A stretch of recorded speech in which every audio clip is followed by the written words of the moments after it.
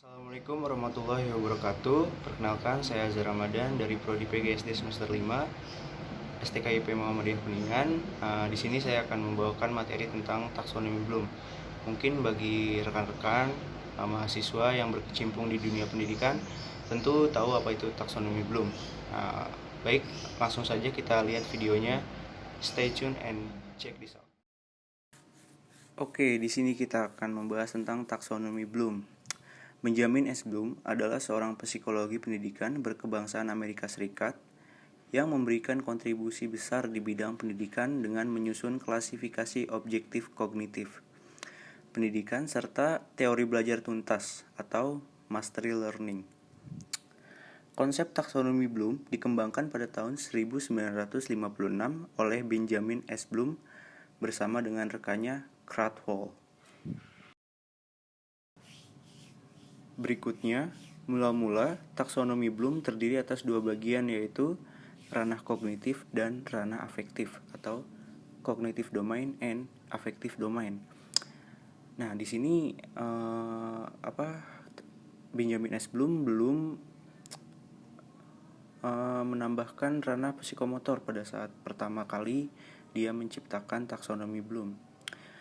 Bloom tidak menambahkan ranah psikomotor. Akhirnya pada tahun 1966, Simpson menambahkan ranah psikomotor melengkapi apa yang telah dibuat oleh Bloom. Selanjutnya, salah seorang murid Bloom yang bernama Laurin Anderson merevisi taksonomi Bloom pada tahun 1990.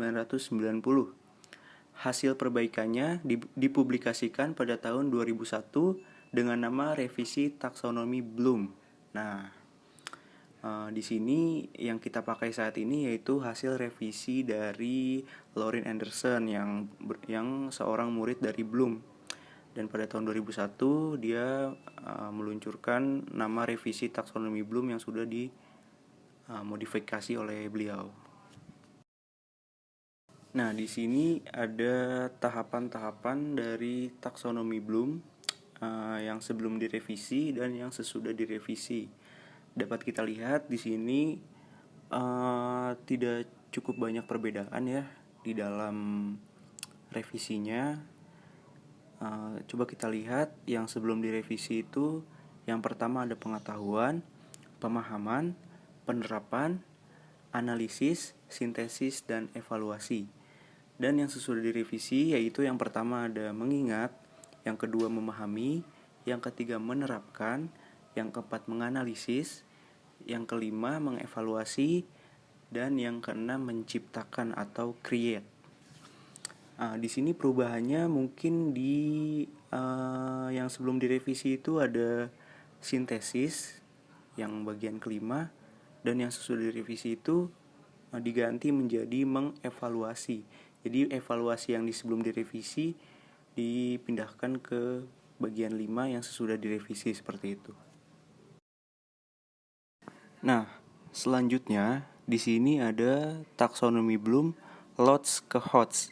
Nah, Lodz itu adalah low older thinking skill dan Hodge higher older thinking skill.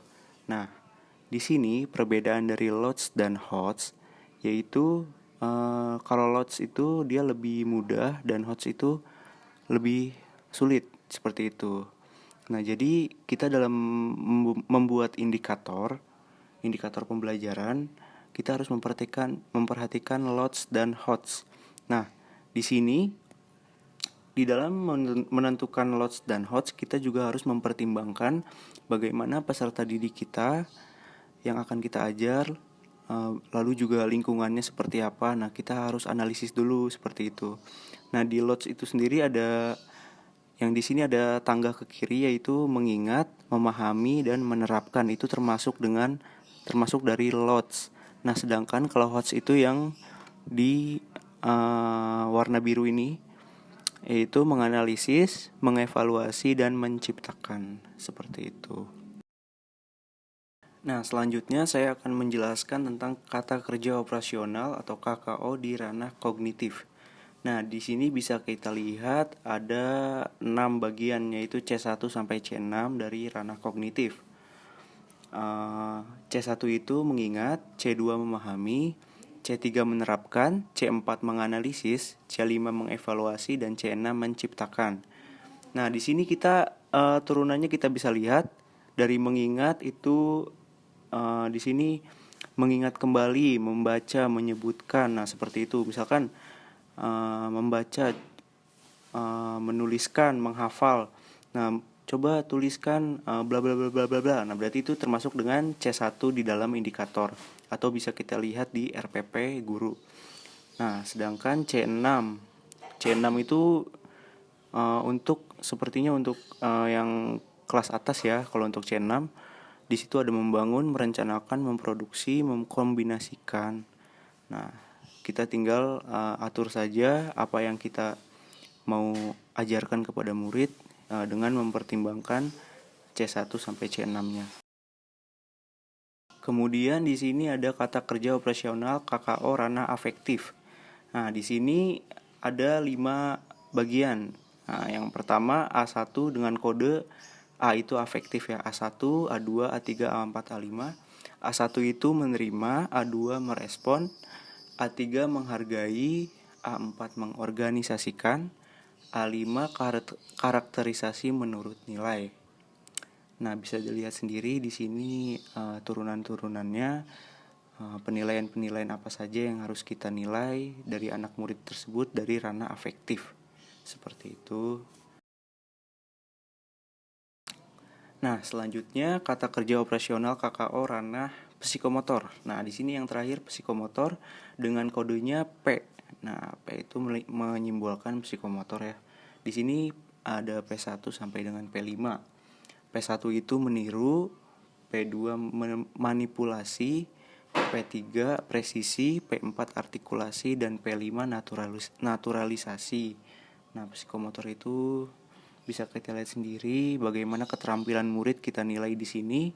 Kalau tadi afektif itu tentang sikap peserta didik, kemudian kognitif itu pengetahuan, dan di sini psikomotor itu yaitu keterampilan peserta didik yang akan kita nilai. Di sini P1 ada menyalin, mengikuti, mereplikasi, mengulangi. Sampai dengan P5 mendesain, menentukan, mengelola, menciptakan, membangun, membuat, menciptakan hasil karya, mengoperasikan dan lain-lain.